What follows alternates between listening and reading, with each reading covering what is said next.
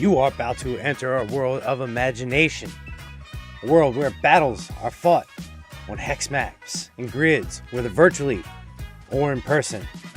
Where swords clash, spells are cast, and every problem can be solved with a little ingenuity and a lot of luck. You, my friend, have entered the world of Polyhedral Paradise, and I would like to welcome you here on this Tuesday night. This beautiful, beautiful Tuesday night. To this edition of Up Late with the Dungeon Master. We're here outside the library, and this is where we like to start every show. I'd like to welcome everybody who just showed up. Patricia Callisto, great to see you. Timmy from Everyday Geeks, nice to see you. My man Russell, Wu-Tang Wells, great to see you two here. I'm sure I will address people as they come in and out, but for now, let's get into the library. So warm and cozy in here. How's everybody doing tonight? Man, today is a good day. First and foremost, man, I'd like to just get this out of the way. A friend of mine had a huge milestone today. None other than Star Wars Santa got a huge bump and got all the way up to over 1,000 subscribers today. And man, I know everybody, friends of ours, people in the community, everything are super excited for him. It couldn't have happened to a better guy. Oh, stay hydrated, whatever you do. Sorry. So I just wanted to extend my congratulations to Star Wars Santa. Man, the man knows his stuff. He's a positive influence on a lot of people. And I am so happy to see his channel doing huge things. Couldn't happen to a better person.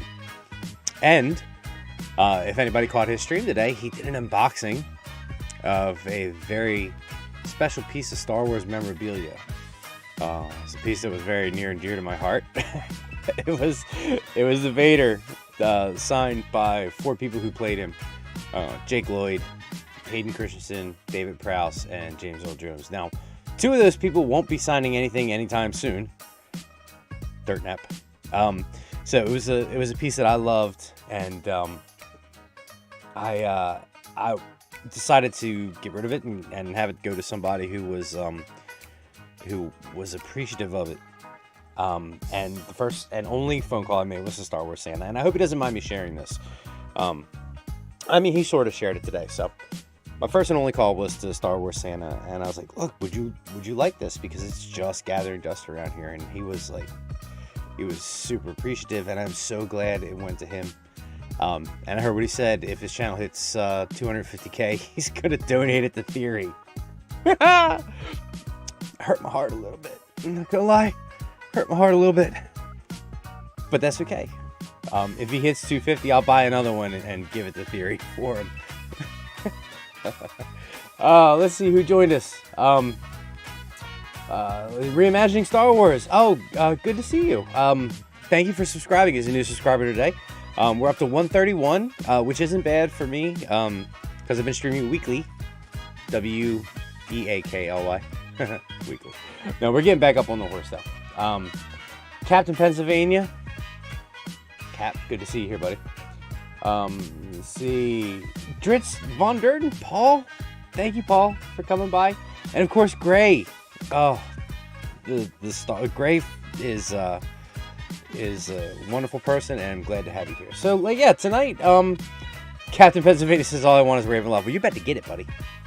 You're about to get Ravenloft. As we like to do here at the beginning of every show, we're going to do our Ravenloft Minute. Now, I've made a couple purchases recently. I don't know if I've covered them here. So, stop me if you heard this before. So, I picked up 2 things recently. One of them is my unicorn. I know I've shared it with some people in my games, but I'm not sure if I've shared it with everybody here at the channel. So I'm just gonna go ahead and do it again. So you guys, all right, everybody in chat, let me know. Do you guys want the big news first or the little news? And then we'll go from there, because there's a big end and there's a little end.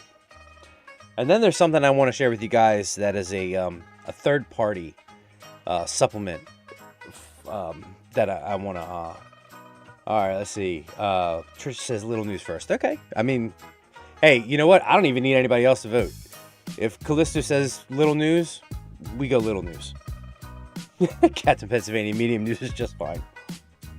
All right. Well, the medium news is exciting. So this is the medium news. It's probably going to chroma a lot of this out because there's a lot of green in here. This is the medium news. This is a creature codex. But we're gonna take a look into this in a little bit because it's an awesome third-party supplement filled with all kinds of new monsters from Cobalt Press. Now, Cobalt Press is obviously not licensed by Wizards of the Coast, but they put out a lot of great content. All right, so we'll go light news first. All right, so I guess let me jump over to the viewing screen. Let's see, viewing. Pow. Oh, oops. Let me adjust this a little bit. There we go. Don't mind the dirty desk. There we go. So this book was a supplement called Islands of Terror. This came out in 1992. So it's still carded, like me when I go to buy cigarettes for some reason. Still carded. All right, so plastic off here, obviously. At the back here. All right, this was the supplements to the core rulebook for second edition AD&D. What this was an adjunct to the lands of the core. You can see here, you need to go a little bit lower. Sorry, still trying to work out this camera stuff here. It's better than me moving around. Like, there we go. All right, so let's take a look here. What it does is you have the domains of the core, which was basically like a continent. And then you had the Islands of Terror, which were small little lands unto themselves that weren't attached to the core. Now, this was the first supplement that was... Great, I read your comment, Polyhedral Paradise sucks. I'm not gonna lie. I thought it said sucks. Alright, no, she said shucks. Alright, so let me see if I can get this in a good position. Alright, sorry. Okay, so teased it out enough, right? Okay. So let's look at the introduction here. Now, this isn't the reading, but this is the introduction page here. Let's take a look at the table of contents. So the table of contents are going to let us know, obviously, what's in here. So you've got the land of Nadala, the Wildlands, Sakina, Ikath, Sargos, Tirmor, Farazala, Staunton Bluffs, and Knossos. So you also have some additional monsters here. You can see that they introduce the Wereshark, the Marikith, and the Mist Ferryman, and the Sea Zombie. Reimagining Star Wars, yes, Strahd was awesome. He's one of my favorite characters. I love Strahd. Reimagining Star Wars, I heard today, was a fan of second edition on Santa's channel. That's where I cut my teeth as well. So let's read the introduction here. What hath the field be lost? All is not lost. The unconquerable will and study of revenge, immortal hate, and courage never to submit or yield. Whatever path the traveler may tread in the call of Ravenloft is irresistible. When the mists spring from cobblestones of the roadway, it is much too late to plan an escape. Ravenloft beckons, and even the most resourceful and courageous cannot avoid its summons. Within this book, you will find several domains and stories that the lords and ladies of the islands, some are human, such as Eliana Faithhold, and have fallen from grace, through corruption or the lack of virtue. Others, like Draga Saltbiter, make only a pristine pretense of humanity, revealing their true selves only when their prey is defenseless. And then there is the Hive Queen, who does not affect the guise of humanity, burning instead with the bestial desires no human can comprehend. These are only a few of the lords of the lands of terror. This book is the final decaying lock on the crypt of insanity and dread, the key to thrusting your players even into more horrifying situations. So, whew, scary.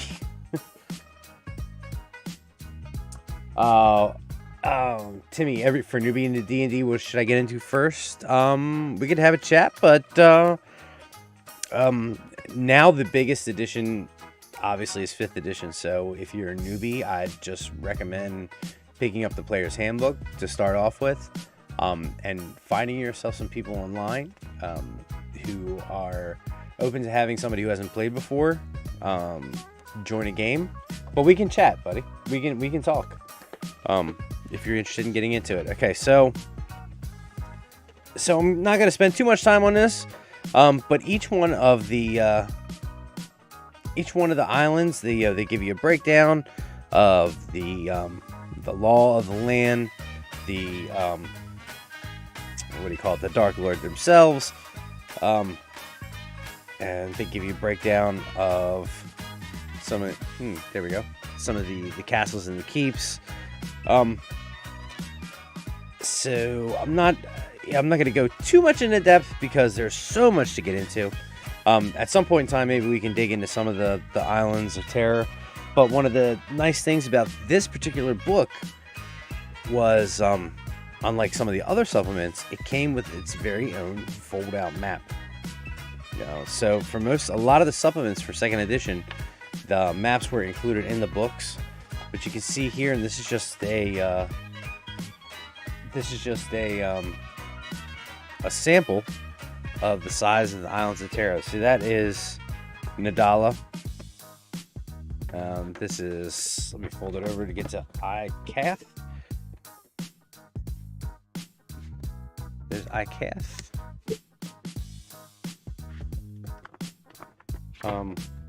Now Timor, this is interesting here. So you can see Timor, where it starts out here and then comes over here.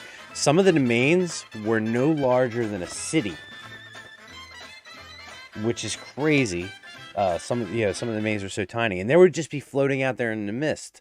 So they weren't necessarily in water. When you hear islands, you think islands in water. Well, no, these domains, like when you entered the Mist of Ravenloft, you could be transported anywhere. And these domains existed outside of the core. They weren't necessarily reachable by any reoccurring means. Like you could enter in a different spot in the mist and you came out at one of these places. So like that's what they mean by islands of dread. Now there were islands actually that were in water, but those were something completely different. Okay, so that I picked that up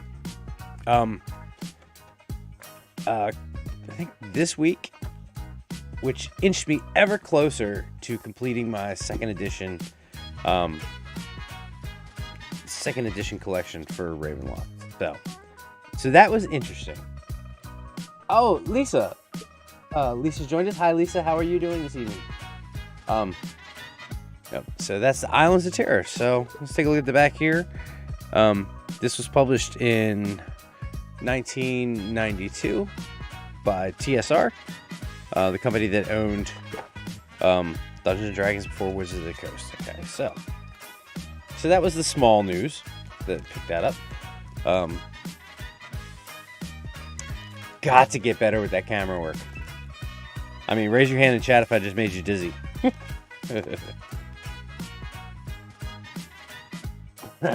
Captain Pennsylvania in his store voice, bring me Ravenloft. Bring me Ravenloft. Cap has been pining for Ravenloft forever. You're not ready. Just kidding. Alright, cool. My sister has been recently gotten a D&D heavy, but I think she does homebrew all the time. Yeah, there's nothing wrong with homebrew. Homebrew's fantastic. Most of the stuff I do is either homebrew or some variation of existing 5th edition canon. But homebrew is great because you have so much control over what you're creating. Alright, so the next thing I want to take a look at, just to sort of give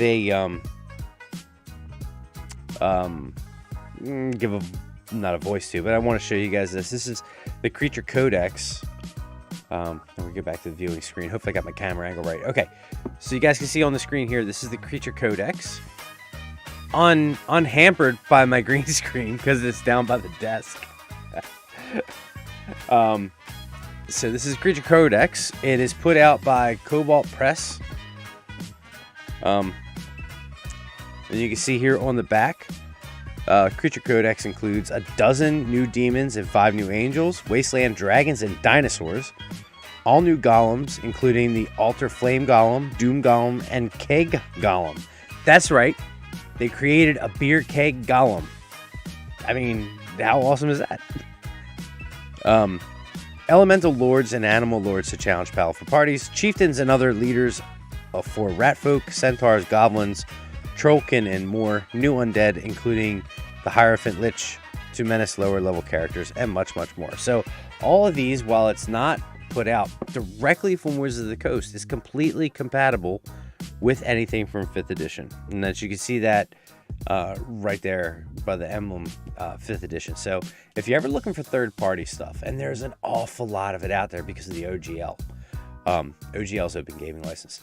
So if you're ever looking for third-party stuff, and if you don't know if it's compatible with Dungeons & Dragons, just look for the symbol 5e, and it is definitely compatible with anything you would use with Dungeons & Dragons. So let's just, you guys want to take a look inside of here, see what some of these creatures are? Seasickness. Everybody bring your Dramamine. It's the Dramamine stream. Lisa says, we're full up on liches. No more liches, please. Yeah, no more liches. I'm all liched out. There we go. All right. Yeah, let's take a look into this here. So, all right, Creature Codex. There's the title page right there. So the art style is decent. My wife Brittany thought it was a little bit more pedestrian than Wizards of the Coast, but I disagree. I like it. I think it's decent art. So let's take a look here. So obviously they give you breakdowns on the stat blocks and how to use the book. Over here you can see all the play testers. These are all the people who tested the material out. Just as beautiful it is. So you've got all the table contents. This thing is chock full of new creatures. It has almost as many creatures in here as the monster manual, the actual monster manual from 5th edition, if not more. So, sorry I'm having such a hard time with the camera this evening, guys. Sorry. It's the WAP. It's a work in progress. Let me I don't have the monster manual handy, but anyway, so we're gonna go random here. Let's go with a fire imp. Devil. So we're gonna go change. It's page 103. Let's take a look at that. All right. 5.3. All right. I know. All you can see is words on the page. There we go. All right. So here we can see this is a new type of devil called the Fire Imp. Camera work. Tiny devil with red scales and wings for fire around the area, laughing as it ignites everything within its touch. The creature reeks of sulfur and brimstone. So there you've got the different stat block for Fire Imp. So everything is set up just like 5th edition. So let's take a look at some of the abilities that the Fire Imp has. Yeah. There we go. So it says fire imps are one of the lowest forms of devils, below common common imps. They are mischievous troublemakers who desire only to ignite the multiverse. Contain insanity. While fire imps are demented arsonists, they are still devils and follow the chain of command. When the imps are not starting fires, they fidget, play with nearby utilitarian flames, and beg for permission to use their destructive abilities like whiny children. Glee strikes when an imp sets something on fire. then they often go overboard, burning everything they can get away with. Distracted and weakened, devils send fire imps to fortified locations to cause chaos and weaken defenses. Demons recognize the havoc these tiny fiends cause and know to expect a devil attack soon after the fire imps arrive. Favored by Afriti, the Afriti commonly hire fire imps as henchmen.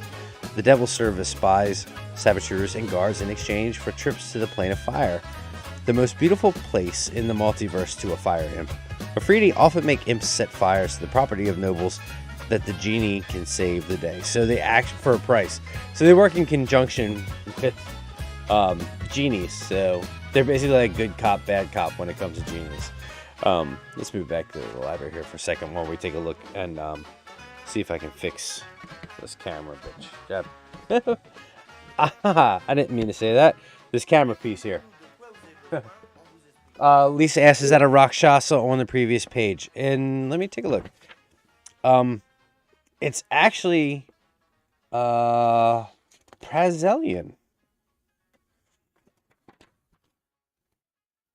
But it looks like a Rakshasa or Rakasta. So we'll take a look at the previous page here. So this is actually what this is. So it's still a archdevil. Brazilian. This bulking fiend has a frightening leonine head atop the preternatural physique of a huge human body. Pronged crown, sits upon his main skull, and his eyes burn deeply with a labradorite iridescence. So, it's considered a huge fiend, lawfully evil, armor class 20, hit points 378. So it's considered a Fae. Spellcasting as a 20th level spellcaster. So this is pretty, it's pretty high level. But this picture here makes it look more.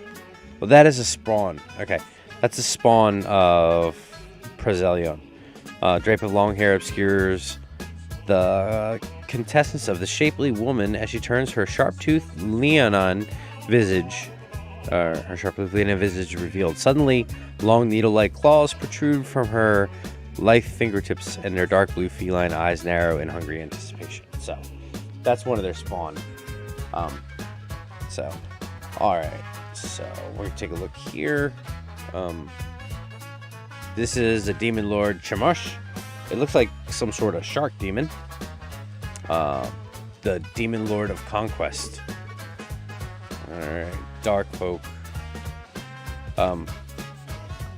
This is a Cuital. You know, after 30 some years, you figured I'd be able to pronounce these words like no problem. So it's Cueyatal. Cuatl. Not to be confused with Quetzal. That's something different. Deep in the coastal jungles, this frog-like Quetzal subjugate other humanoids, forcing them into labor and delivering them to enigmatic gods. So almost just from reading the description, it sounds like mixed between a Koatoa and a Grung. And just looking at it, I don't know if anybody else agrees with me. Just looking at the picture, it's almost like a Grungatoa. If there is such a thing. Alright, let's see if there's anything interesting else in here. Here's a tree being called Child of Yggdrasil. There we go. That's really interesting. Long ago,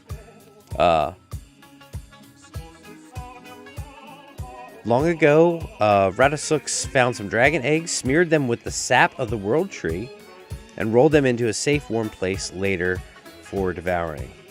The eggs hatched a race of hunters that have plagued the Rataskok ever since. Wow. So the children of Yggdrasil are sentient parts of the world tree, saplings with long hair of ashen leaves and a radial symmetry. The child of Yggdrasil's four legs are root-like and often planted in the ground. Its eyes sit in the center of flowers, and its hands resemble tentacles. Though they have twiggy branches rather than fingers. So this is an interesting creature. Yeah, that's right. Look at that detail. The flower eyes. Lisa says she likes the flower eyes. That's a nice detail. So, I mean, I could spend all night going through this book, and they actually give you a stat block for Baba Yaga. The actual Baba Yaga. There we go. Yeah, she's down here somewhere. Because my camera's all the way off. Yeah, so there's a lot of awesomeness in the book. Sorry, and right now you're just looking at it. There's a lot of awesomeness in this book. I highly recommend. This is one of my favorite third-party resources. Highly recommend you pick that up from Cobalt Press. It's available on the DMs Guild through Wizards of the Coast. It's also available directly through Cobalt Press.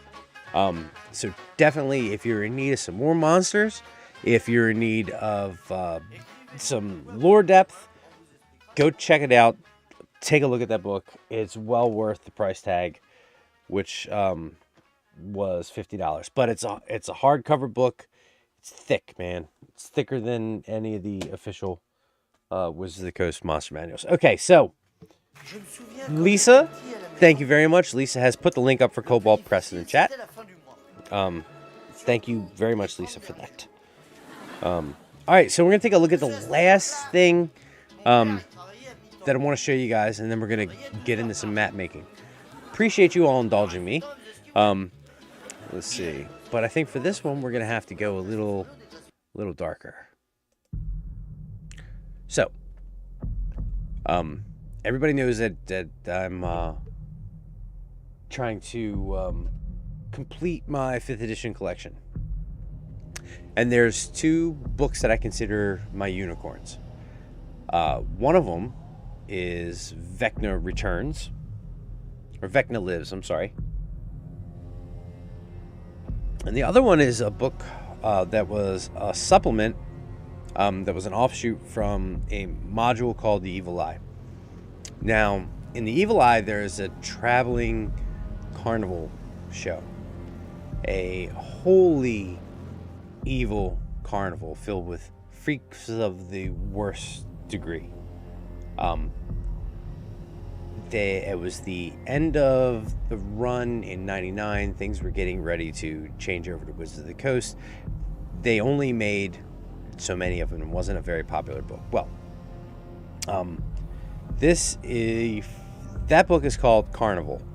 It was for use in the Ravenloft setting, or you could use it in any other campaign. It detailed basically what it sounds like a creepy, crazy carnival that would travel around from place to place and inflict all kinds of horrors on your characters. So I'm going to show that to you guys. I actually sold a bunch of my 1st edition books to pick this up, and this, ladies and gentlemen, is my unicorn. Carnival. You can see the cover here. It is surprisingly thin. You can see how thick it is. I'll read the synopsis to you on the back here, so you can see the back cover. Carnival was written by John W. Mangrum and Steve Miller. Not Steve Miller of the Steve Miller Band. Maybe it is, but I doubt it. It says, freak show or sanctuary. It's all a matter of perspective when you're at Carnival. A carnival offers a glimpse of abnormal and unnatural things most genteel folk never talk about, much less see. This carnival is not a simple sideshow, though, and its performers are far less than freaks on display. Carnival is a wandering haven for those who have no place else to go, including adventurers who made enemies of the wrong people. Under the protection of its mysterious mistress Isildale, it offers refuge to those rejected by the world. Outcasts and lost souls of all kinds can find solace here, and sometimes even a second chance at life. But nothing at Carnival comes without a price. This accessory draws back the curtain on dark secrets that will enrich any AD&D campaign. With a touch of the bizarre and horrific, included are over a dozen richly detailed non-player characters, details on the price that the carnival extracts from those who travel with it, and story seeds to lure unsuspecting heroes in a web of mystery and trickery. So that's it. That's the cover of Carnival. As I said, in here you can find a bunch of information on the NPCs. The typeset in this is very stylized, especially up at the top here. You can see that the detail in the edges of the pages, and exactly like really how gorgeous this book looks. Let's see. Take a look and see.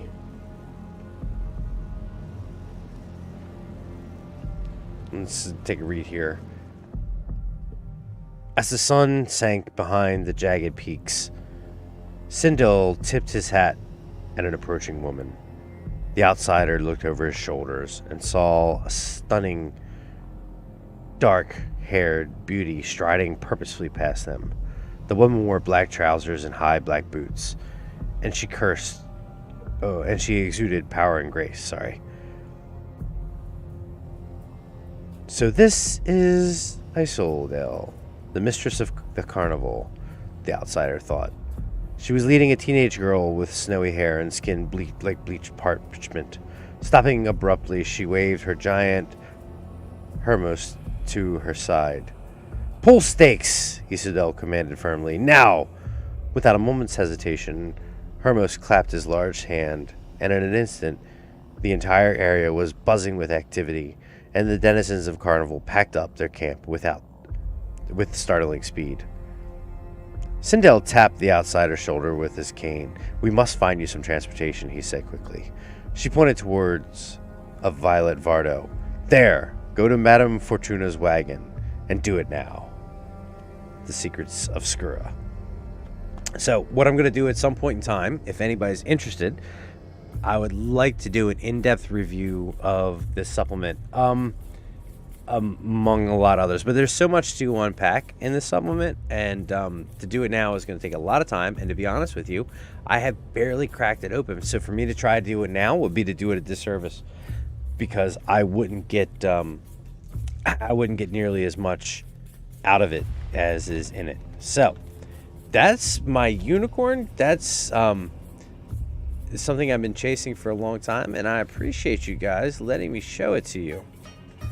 We're gonna turn off the creepy music. So Lisa says it looks like it's in good condition. It does. It's in fantastic condition. So I if you wanted to, you could get it. I don't think you can get it in reprint, but you could definitely purchase the PDF from Drive-Thru RPG. But there's something about having the original. So guys, that's it. Those are my 3 things that I wanted to show you, my 3 purchases. And now that all that's out of the way, I think it's time we get into a little bit of map making. How's everybody doing? What's everybody think? Should we go do some map making?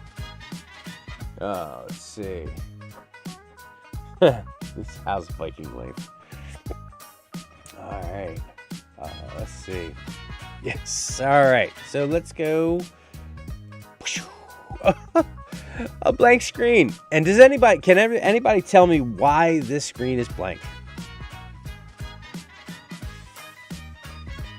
I give you 2 guesses why this screen is blank. Did somebody say because I didn't save it when we were done last time? When I exited out? Did anybody say that? Was that anybody's guess? Yes. If you guessed because I didn't save it, then you would be correct. So let me back out of here. What we're gonna be working on tonight, trigger warning. I didn't erase it. I just didn't save it. So trigger content warning for anybody who's in any of my campaigns. If you do not want to know what is in the Oakhurst Rehabilitation Facility, then I suggest, as much as it pains me to say this, that you exit out now. Because we're going to be making some of the Oakhurst Rehabilitation Facility.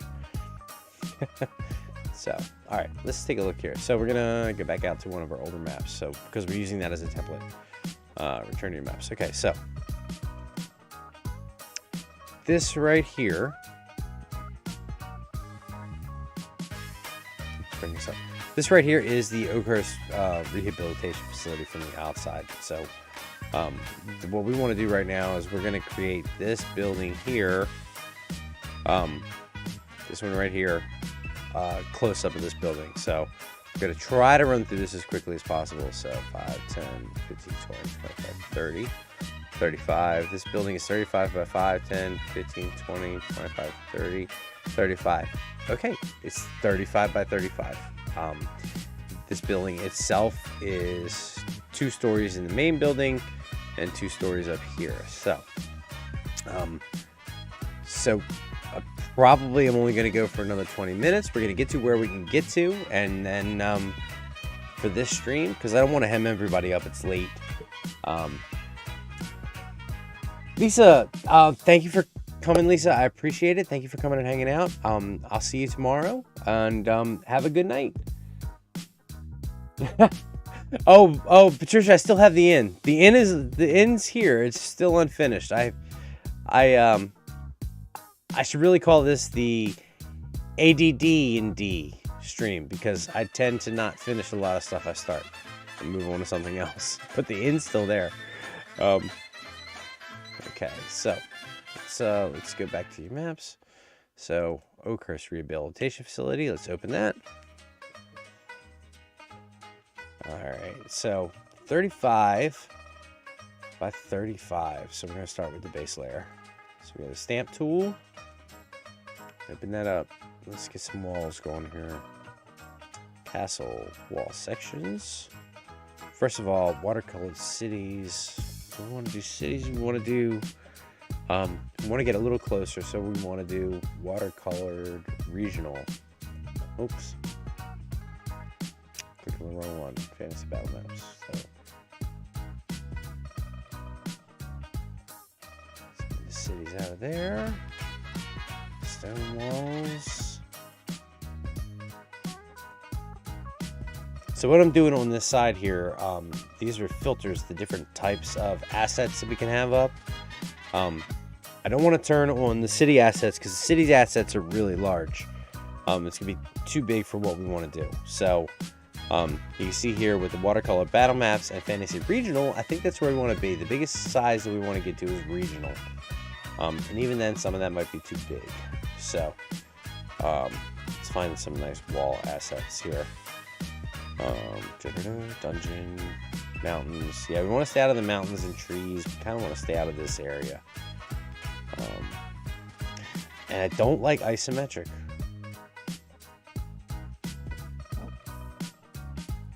Okay.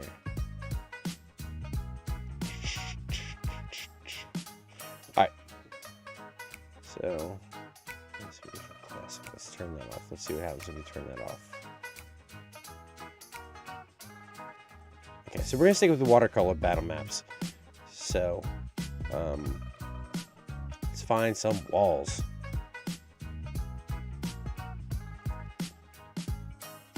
Stone walls. I appreciate everybody for hanging out this evening. Let's see. Hi, Mark Hamilton. Good to see you. Mark Hamilton says, I'm playing Curse of Strahd with 5 friends right now. We just got our asses handed to us by the 3 witches in the windmill, but managed to rescue the kids. Nice. Confession to make. Although I have ran almost every iteration of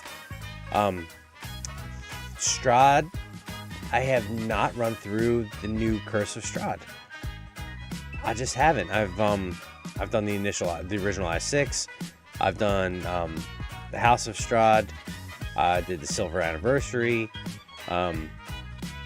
I've done Expedition to Castle Ravenloft, but I have not done the new Curse of Strahd.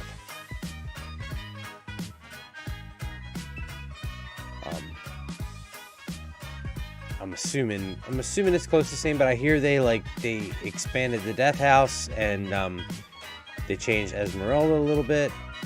So I'm interested to see what it's like, see how it plays. 5, 10, 15, 20, 25, 30, 35, 40. Oh, 45. Well, that's too long. Okay. Let me move some of that. Okay, so we're back this off a little bit here. All right. So there's 35. Okay, so we're gonna duplicate that. Everybody knows my favorite tool, right? What's my favorite tool? Duplicate. Let me zoom in a little bit so you guys can see a little bit better. All right, so we're gonna select all this stuff. Select. Select. So now we got it what? We got it grouped, right? Okay. And yep. So we're gonna.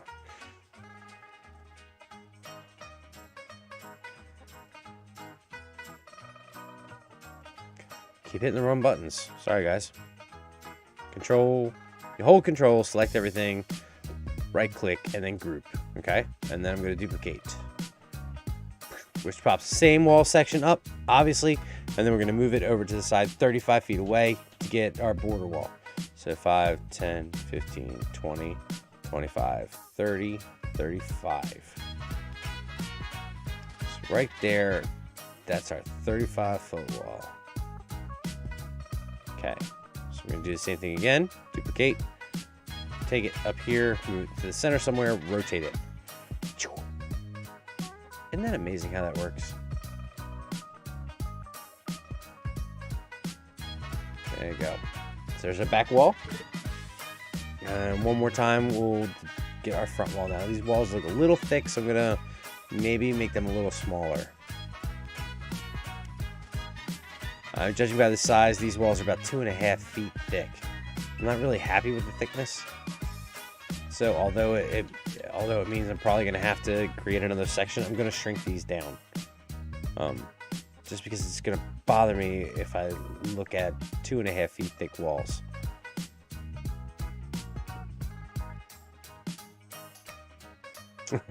These walls are thick with 2 C's.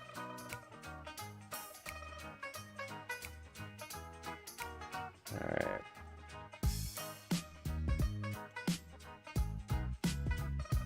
So we'll duplicate that again. So it duplicates it at the resized size, which is good. So I don't have to resize everything. Okay. So I'm gonna say it's about a foot thick. It's probably good enough for these walls. It's good enough for the walls that I run around with. That's actually probably too big, but you know. At some point, you got to stop resizing and just go with it. So you can use hotkeys too. So hotkeys for resizing is S and W. W makes it larger, S makes it smaller. So if you can't grab it and pull it down, you can always use the hotkeys. So, all right. So let's make one more of these. Duplicate that. Put that on the end here. Okay, let's count our links. 5, 10, 15, 20, 25, 30, 35.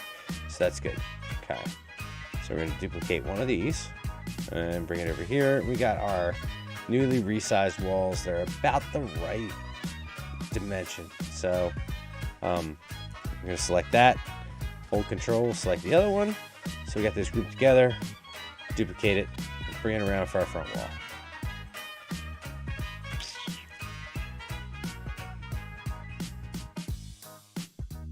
It's about right. More duplicating. Oh, Hank. Yeah. Just call me Hank, the duper. Dr. Duplicity. Daddy Duplicator.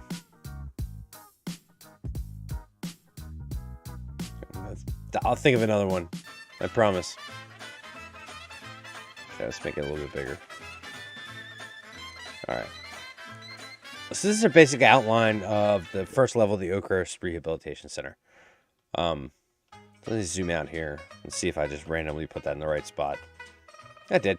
So let's select everything because we're going to use this as our template for a second story. So just select all of our pieces. Oops. Yep. Hold control, click on everything. So we got everything selected, duplicate, bickety bang, and it didn't do everything. Of course not. Why would it? Control, control, control.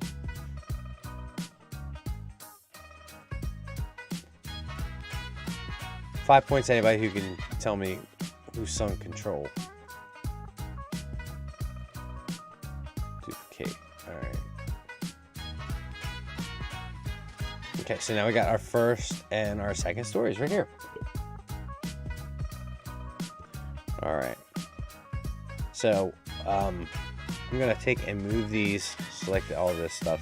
I'm just going to move it down a little bit lower because I'm going to need some space up on the map for our upper regions. Okay, so those two. Let's flip back here and take a look at. First of all, we're gonna save. So let's click save. So that saves. We don't need that happening again. Patricia, you were spot on. It was Janet, Miss Jackson, if you're nasty. Love Janet Jackson. All right, let's go back and take a look here. I'm gonna go back to our maps. Edit this fancy dancy Oakhurst Rehabilitation Center. So, I'll add some gingerbread later, but we're gonna do this little tower right here, which is gonna be 3 stories, and then this little room up here, which is 5, 10, 15. We're gonna call that 20 by 15, and this tower looks like 17 feet round. So let's go back to the map that we were just on. I'm gonna edit this map. Now this is strictly battle map, so it's not gonna be artsy, too artsy looking. So I'm literally gonna stack these. So you've got the first floor, the second floor, and then over here in this area, I'm going to do the little room that's on top, that 3rd level and 4th level, and then back up here we'll do the tower level. This is completely functional. It's not for artistic representation. You know what I mean? It's basically this is what the tower is. So we're going to put everything on one map so the players don't have to switch back and forth between different maps when they're playing the game. So I feel like I lost my walls here. Okay, castle section. Oh no, I actually have a different. I have different assets, so.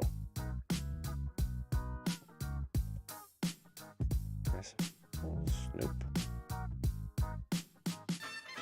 Let me make sure I got my right asset pack here. There it is. Okay. So let me just get rid of this because that was an oops. All right, so we want to do the tower next. We'll go to stamp tools. This is going to be the small tower that was close to the front. So we're going to click on that. We're going to make this a little bit smaller. That doesn't seem like that's the right size. We're going to have to go to a tower with a bigger sweep.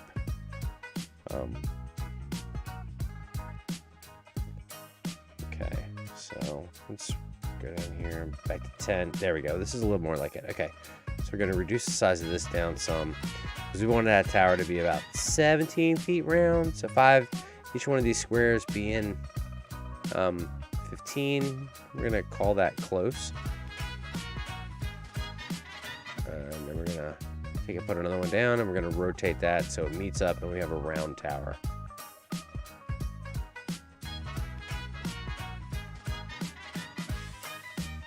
There we go.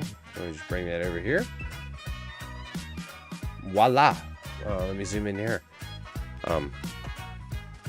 So we've got one portion of our tower there, and we're just going to, like we did before, we're going to duplicate it twice, and that gives us each layer of our tower.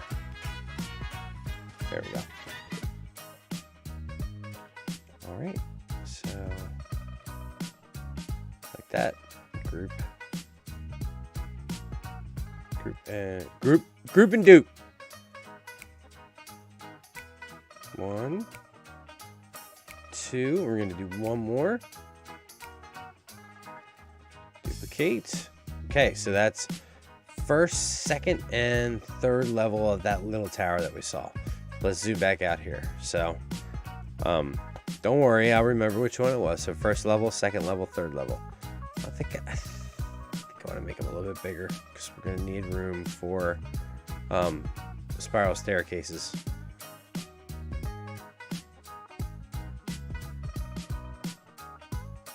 Yeah, it's pretty close to correct where we want it.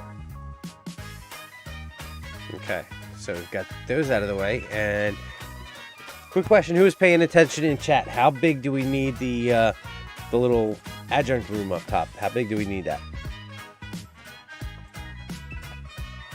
Because I remember, I were paying attention.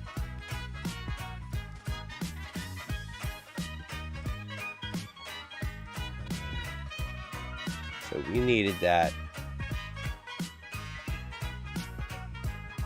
Very good, Patricia. 15 by 20. And that's, for those of you counting along at home, that's 3 squares by 4 squares. Because each square, remember, is 5 feet.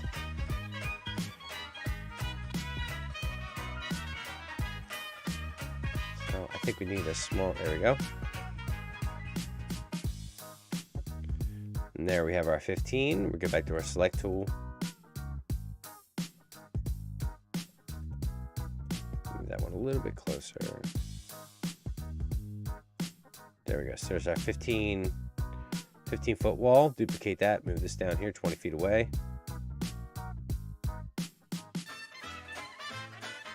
All right. So, stamp tool. Go back to our long walls. That, rotate it.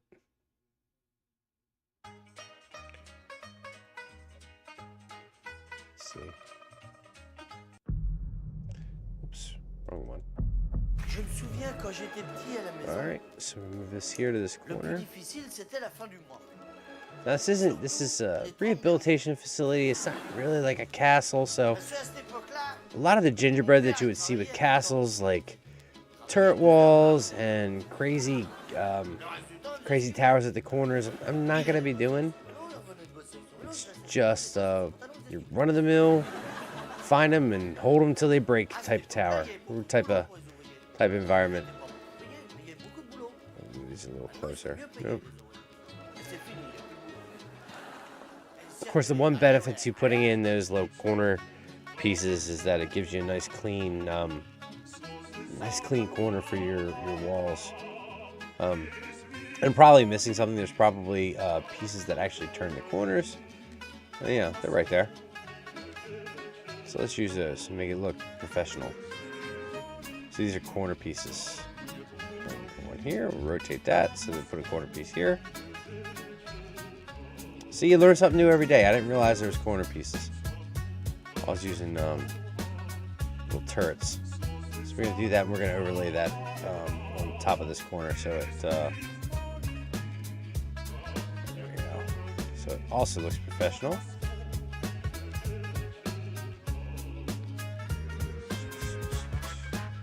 I like to, if these pieces have right angles, I like to do it out in the open area, like here, so I can, so you can get you can make sure it's at a right angle. So you can use the squares as your guide. So I don't know if everybody playing at home can see this. See, if I set this here, it looks like it's you use the lines as your guide. That looks right there to be exactly at a right angle. Whereas if I was to take it and have it here, obviously that's not at a right angle. And you can see the line get smaller and bigger as it comes in, and eventually when it hits like parallel, that's when the lines even out. So let's see when we get rid of this. Yes, yeah, it does look a lot cleaner, Patricia. You're absolutely correct. My lines are straighter, it would look even better. But hey, not perfect. There we go. That's what I was looking for. That's the look I was looking for. so this room needed to be 2 stories. Let's back out here. I'm gonna, oops. So we'll select the whole thing, group it, and dupe it.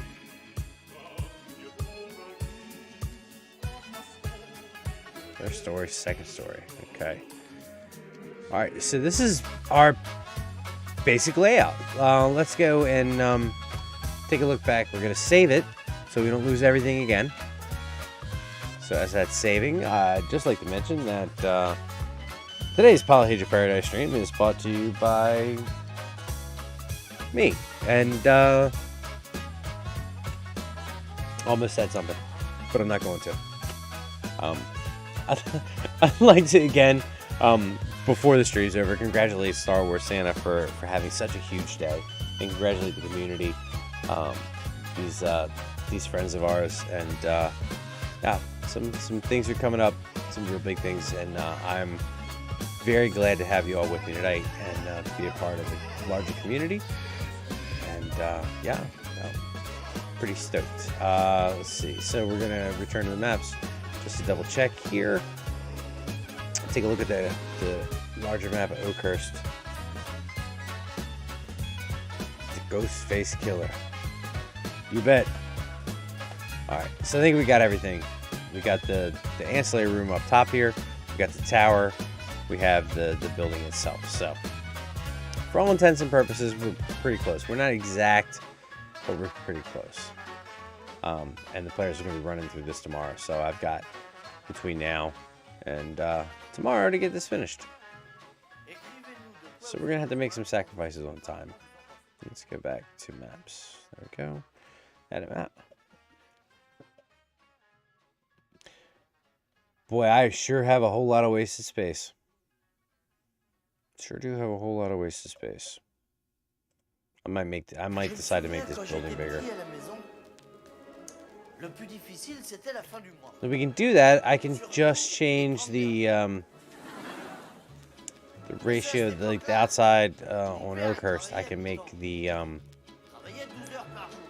squares larger. I can make them, 10 feet a piece instead of 5 foot. Oh, geez, no, don't want to do that. If I wanted to make the building bigger, just doesn't seem like there's enough room to play around in this building. Let me ungroup. I grouped them all together. Alright, so we move this up here.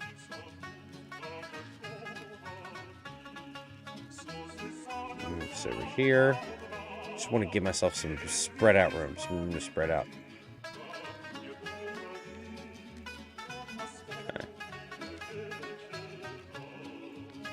Alright, let's just make these buildings a little bit bigger. So if we do this, we now move this building to be 5, 10, 15, 20, 25, 30, 35, 40, 45, 50, 55. 55 feet by 5, 10, 15, 20, 25, 30, 35, 40, 45, 50. I personally think I think this is a better size. 45 by 50. Let's make it a little bit bigger. Because you think like rehabilitation center, like something big. There's lots of big stuff that's going on here. You can't have no rinky-dink 35 by 35 building. No. Who are you supposed to rehabilitate in that type of constraints? That's too small.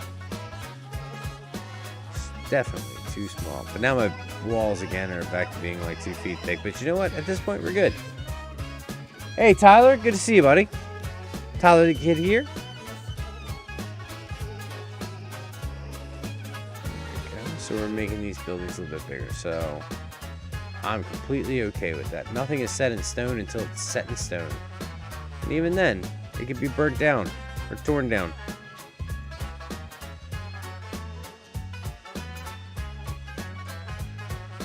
Alright.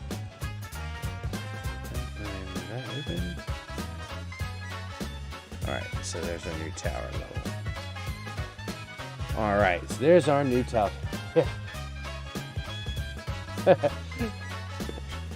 Russell said rehabilitate meat.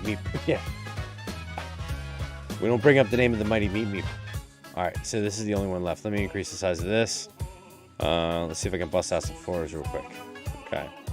All right, first floor, second floor, and then our tower pieces. All right. Let's get some doors on here.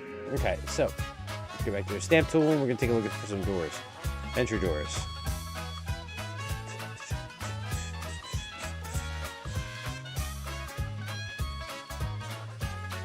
So I think, oh, again, it's just watercolor cities that are on. I'm going to turn off the watercolor cities because that is too big. Too big. Fantasy Battle Maps 2.0. That's the one we're looking for. That one works. Fantasy Battle Maps. Alright. Josh, I am building the building for the Oakhurst. It's an Oakhurst Rehabilitation Center. So let me back out here real quick. I'll show you. Let's see, fantasy maps. There we go. I'm using watercolor. All right. Let's find some doors real quick.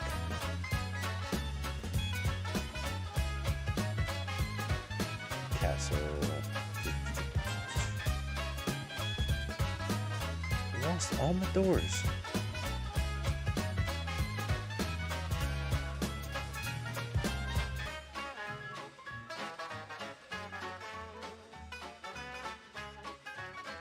How does one lose so many doors?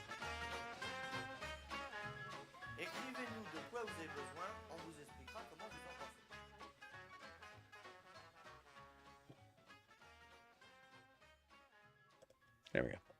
Okay, so what I'm building, let me hit the save real quick.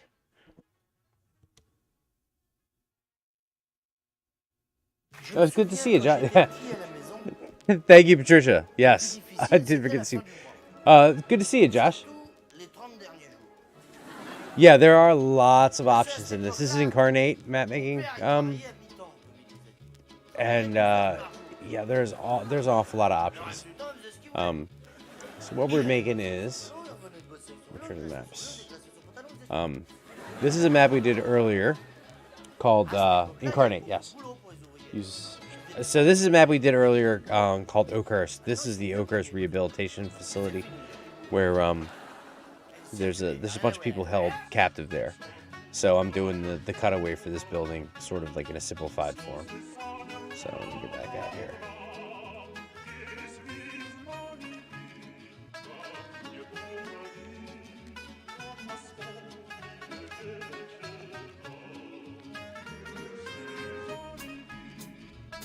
I know Russell's losing his mind watching me fumble for these doors.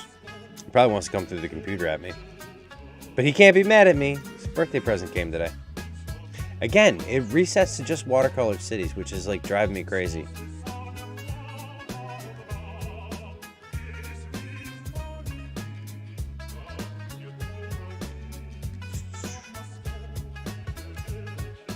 All right.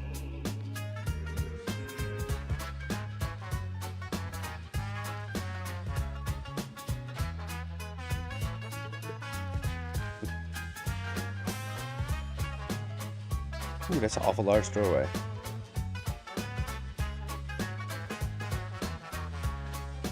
Alright, so we're going to put this doorway here. We're going to reduce the size of this door significantly.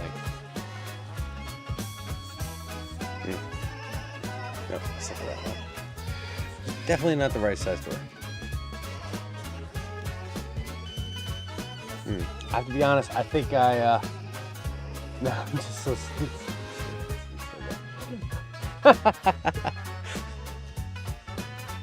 Alright, time is 11:17. Yeah, man, really made the walls too thick. See, I'm regretting making these walls as thick as I did once we increased the size.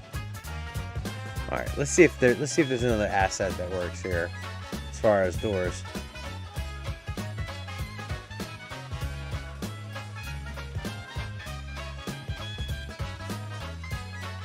So the problem that I'm facing now, here we go, wooden doors. The problem that I'm facing now is a lot of the door assets are set up for thin doors, which is thin walls, which is what I'd usually have. Like I said before, with the 5-foot space that we have, perspective-wise, this wall, it takes up most of that 5-foot space. So you're looking at, I would say, like a 3-foot thick wall. Yeah, just frame the walls and use a different wall. Yeah, I could do that, and I could also decrease the size, which means going back in. So, yeah. So here's what I'm gonna do. Because it's 11:18, and we've been streaming for a while, and I got a good base going, and it's a long day, and you guys have been with me for a while now. I think I'm going to hold the maps there, and I'm going to pick it back up during the day. I may rework some stuff, but I guarantee you that this will be ready for tomorrow night's campaign, which there's a lot of fun things happening, and we're closing in. Josh asked how's it goes, everything otherwise. Not doing too bad. There's a lot of things in the work behind the scenes, Josh.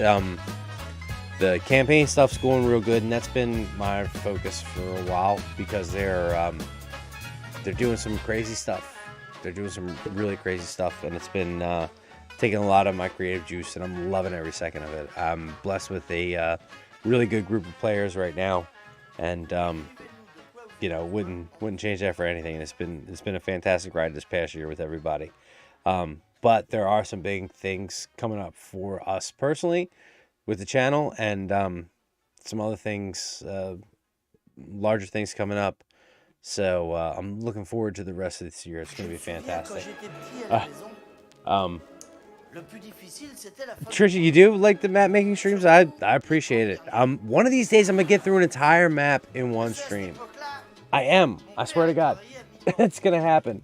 But I think we're going to call it for tonight, guys. Again, it's been a huge day, a great day for people that I know. Star Wars Santa, it's a huge day for him. We've got to 1,000 subs. There's some personal stuff going on. That's great. Today we got to take a look at the Creature Codex, which is keyed out, which is awesome. This is from Cobalt Press. Take a look at that if you're looking into expanding your creature catalog. We took a look at my Islands of Terror book.